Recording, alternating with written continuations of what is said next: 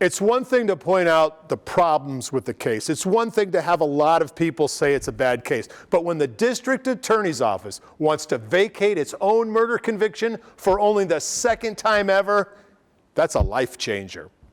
After a night of late drinking in 1992, Claude Garrett and his fiancée Lori Lance come home, smoke a couple cigarettes on the couch. They go to sleep and wake up to a raging fire. Garrett makes it out the front door. Lance dies at the back of the house. The investigation concludes Garrett locked Lance in the laundry closet and set the house on fire.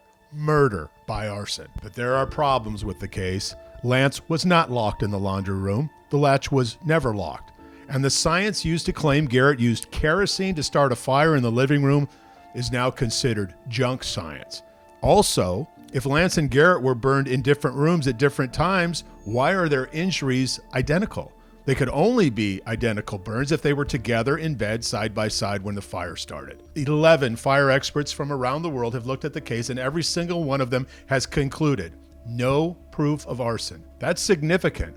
But now the Davidson County District Attorney's Office has concluded the same thing. Quote, when stripped of demonstrably unreliable testimony, faulty investigative methods, and baseless speculation, the case against Garrett is non-existent, unquote. Claude Garrett hasn't even seen this report. We read it to him over the prison phone. That hits the nail on the head. That I don't think it could be said any better. The DA's office hired its own fire expert, so that makes 12. It all started with original independent investigator Stuart Bain.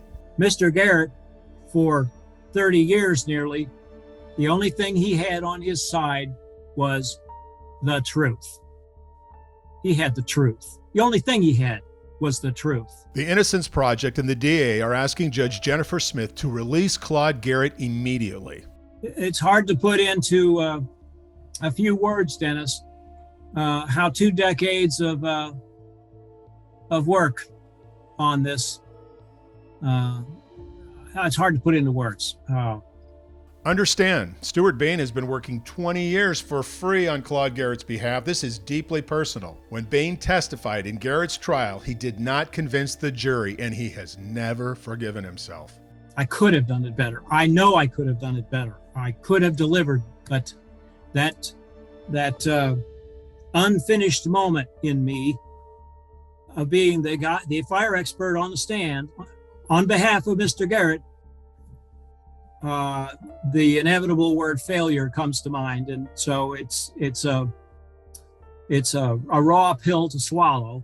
But now there is hope. There's an official request to release Claude Garrett. Could he possibly dare dream to be home for Christmas? Wow, I couldn't even. That's hard to wrap your head around, thinking about Christmas and a 4-year-old grandson, and that would be. It'd be the best Christmas present ever, no doubt. Here's a heart-hurting thought. When Claude Garrett went to prison, his daughter was 4 years old. Now she has a 4-year-old son. There's just no making up for that loss. I'm Dennis Ferrier, Fox 17 News, your Code Red station.